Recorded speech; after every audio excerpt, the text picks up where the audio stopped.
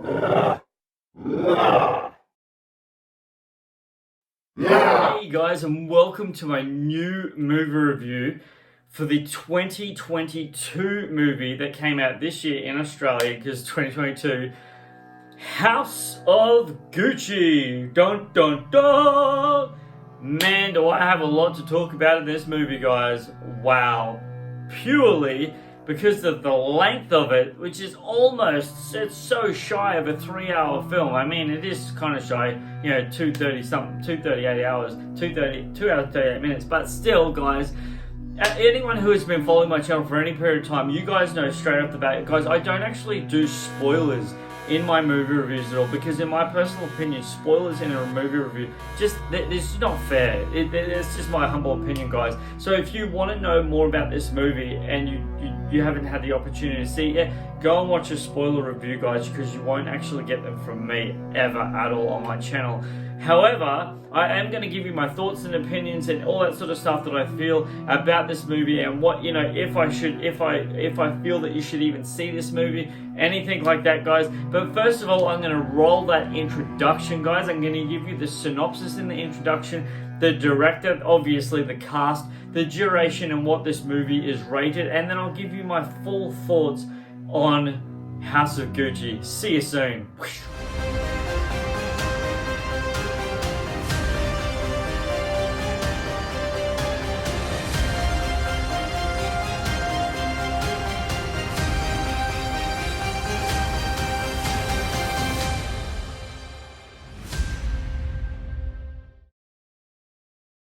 First off, we have Lady Gaga, who portrays the role of Patricia Reggiani. Adam Driver as Mauricio Gucci. Al Pacino as Aldo Gucci. Jeremy Irons as Rodolfo Gucci. Jared Leto, yes, that really is a Jared Leto, as Paolo Gucci. Directed by the one and only, the great Ridley Scott. Rated MA15+, with a duration of 2 hours and 38 minutes long. When Patricia Reggiani, an outsider from humble beginnings, marries into the Gucci family, her unbridled ambition begins to unravel their legacy and triggers a reckless and spiral of betrayal, decadence, revenge, and ultimately murder. House of Gucci genre is a crime drama. House of Gucci was released this year, 2022. Happy New Year. So there you have it, guys. Oh my gosh, I can't believe that's Jared Leto. I can't believe it's Jared Leto. I'm not even kidding you guys. And as you saw, Lady Gaga and Adam Driver, they're like the big dogs behind this movie. Unbelievable. First off, straight off the bat, I'm going to say this. Man alive, do they bring it in this movie. Oh my gosh. They just knew what they were doing. They knew what they were talking about. The environment of the establishment of the story was so grounded in this movie. It was impeccably shot. It was impeccably written, and it was impeccably acted. Now, one of the things I want to say before I go on, guys, is one of the things that I was very, very, very, very surprised by and very, very taken back by as an audience member is, just as the movie is opening, it says, based on a true story. Now, knowing that, seeing the end of the movie, knowing what the end of the movie is, in no way, shape, or form at all did I realize what Gucci is and now was to be. Wow. And as you heard in the synopsis, guys, like, what? I'm not kidding you guys in any way, shape, or form. This movie really is next level full on. And I mean full on. Like, oh my gosh. The way that Lady Gaga and Adam Driver, the way I'm not. By the way, I'm not going to use their actual character names in this review purely because I don't really know. I don't want to stuff it's not English, so it's another. They say their name it's foreign. So I'm just going to call them what we know them as audience members by their performer names. So Adam Driver and Lady Gaga, and obviously Jared Leto and stuff like that. They knew how to draw the comical, even though this isn't a comedy at all, but there's so many funny moments in this movie. They knew how to draw those comical elements out to the audience just by being as simple as they possibly could. And obviously, I just wanted to point this out before I continue on, guys. Yes, I have a Gucci shirt on with Rick and Morty, right? How cool is that? I just randomly saw it on Facebook ages and ages ago. I'm like, oh my gosh, I need that. So I bought it. Anyway, without further ado, guys, this movie is fantastic. Now, the only part about this movie, the only gripe that I have about this movie that I would say, guys, realistically, is probably the back end of it. Now, the reason why I sort of had a little bit of a gripe about the back end of this movie, guys, is simply because of this. Towards the end of the movie, I started to feel the runtime. Like, it felt like it slowed down. And those of you who have seen the movie, you'll know what I'm saying when I say this about this. And those of you who haven't seen the movie, and when you go to see the movie, when I tell you about this, you'll understand. After the snow sequence, okay? After the snow sequence, when they're skiing, okay? After that sequence, it really, really, I felt the pace drop. I genuinely felt the pace drop. It's not bad, I just felt it drop. And for a movie that is as long as it was like, oh, okay, yeah, and I started to fidget in my seat. I started to get uncomfortable and stuff like that because I was mentally aware of the fact that I had been sitting there for so long already. Now, the start of this movie, the way they portray Lady Gaga's character and the way she physically looks in her clothing, outfits, and her attire to where this specific situation happens right at the end of the film, I could not believe, and I really genuinely mean this, I couldn't believe how, man, this is going to sound really bad, but slum she looked like in this certain outfit and with Salma Hayek's character. Now, Salma Hayek doesn't have a massive role in this movie, but she has a very, very, very vital role in this movie to the script and the storyline outcome. Like, that honestly is very, very vital to it. I kid you not, what they're wearing, and specifically seeing Salma Hayek wearing what she was wearing, really, really, really made me as an audience member be like, whoa, wow, fashion just can really make a person look so, specifically a woman, because all the men in this movie didn't have any moments / scenes in this movie at all where they had to go there. And when you see it, you'll know what I'm talking about. They portrayed Salma Hayek and Lady Gaga in this specific scene towards the end of the film really, really, really just, you wouldn't even know of their statures or that they even came from an element of wealth. Like, it was fantastically drawn, cleverly and clearly for us as an audience to know the level, and I really mean the level that they had stooped to. Like, it was fantastically executed like that. And as an audience member, I was just blown away by the colored creativity of what we were looking in front of us. Now, I've got to talk about Jared Leto. Bam! Jared Leto right now. I've got to talk about him.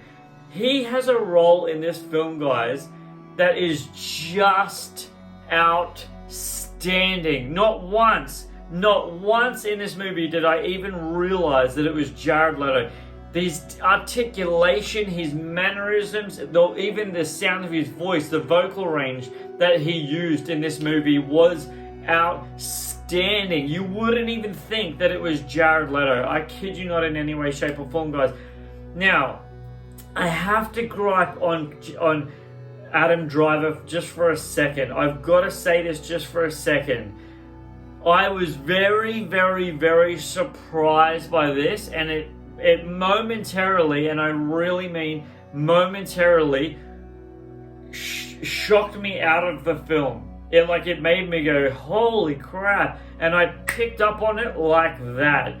Now, he has a line, and I almost feel like he didn't realize the cameras were rolling. Okay? That's how this scene felt. It felt like he didn't know that the cameras were rolling, and he says something to someone outside in the snow at a dinner table as Lady Gaga is about to approach. About to approach in a car, and he says something to a character that is sitting at the dining table where they're sitting outside, and his accent went back to American for like a moment, and I thought to myself, that shocked me so much that they didn't pick that up, because to me as an audience member, I heard it so clear that I was like, wait a second, what? You did, like, really? The filmmakers didn't pick up on that? Genuinely, guys, I really, honestly, authentically mean that. I was really taken back. But like I said, guys, other than that little tiny snippet, man, Adam Driver, wow. Give that guy an Oscar. Give Lady Gaga an Oscar. Seriously. Just outstandingly brilliant executed performances on a scale of just magnitude of amazingness. Jeremy Irons, Al Pacino, every one of these actors brought their A game. There's a scene in this movie where Jeremy Irons is sitting there and Al Pacino comes to him to have a conversation with him, okay? It just made me go, am I seriously seeing this right now? This is brilliant. The way that they held themselves just sitting there, drinking a cup of coffee together, the wealth, and I mean the wealth of who they were as people was so evident. And I mean so evident. I kid you not in any way, shape, or form, guys. It blew my mind at how much you could tell how stinking, filthy, unbelievably, mind-blowingly wealthy Jeremy Irons was. Literally. It was just like, honestly, it blew my mind. Now, I want to talk about the end of this film for a second, guys, and then I'll give you the trivia, and I'll let you know if this film has rewatchability or not. One of the things that really made me go wow about the end of this film, I just didn't know. And for those of you who don't know, this is a really fascinating thing that I haven't actually put in the trivia, but I'm going to tell you now. Right at the end of the movie, it tells what happens to each character, like each of the main characters. You know, that we don't see the end of their journey of, and other characters we do see the end of their journey in the film.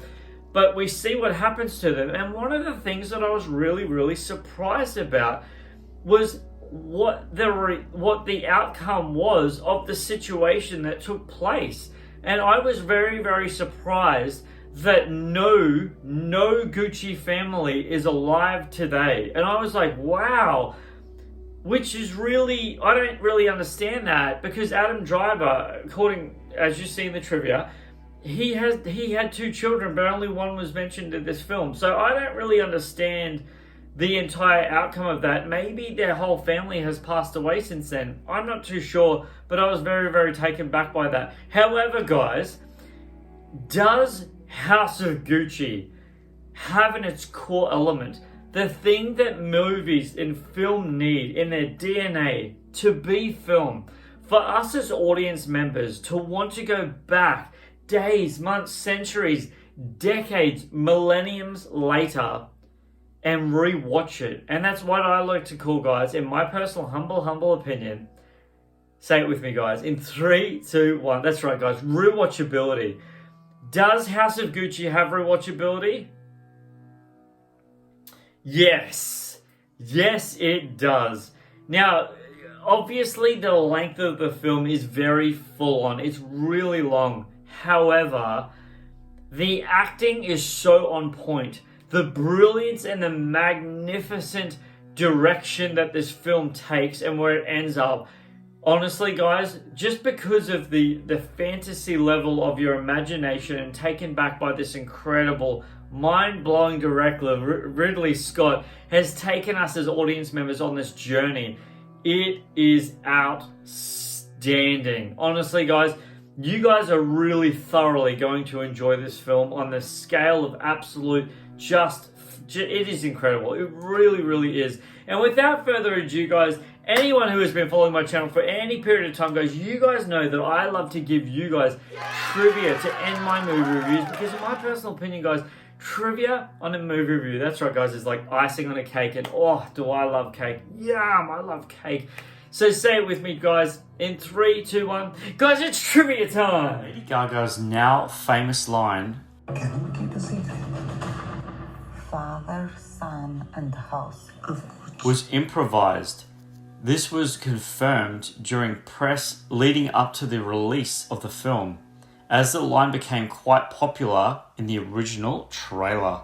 Salma Hayek is married to Francesco Harry Pimentel, founder and CEO of French multinational Hearing, which owns the Gucci brand as of 2021. Lady Gaga has stated that working with Sir Ridley Scott on House of Gucci 2021 was the best experience she has ever had with a director. "I've never had a better experience with a director. He loves artists, and some directors don't. They love themselves." New York Times. During their marriage, Patricia and Maurizio Gucci had actually 2 daughters. Alessandra was born in 1976 and Allegra was born in 1981. So there you have it, guys. That's all the trivia I have for you guys. What did you think? And have you had the opportunity to see House of Gucci yet? Leave your comments in the comment section below. I'd love to hear back from you. You guys are wonderfully, amazingly brilliant. I seriously appreciate you being here. Really, really do. Guys, don't forget who's bringing this movie review for House of Gucci. And don't forget to like, subscribe, and follow me for more or trailer reactions and movie reviews. Guys, this is Superman Steve, loving your time and appreciating you always. Until my next review. Fine, yeah?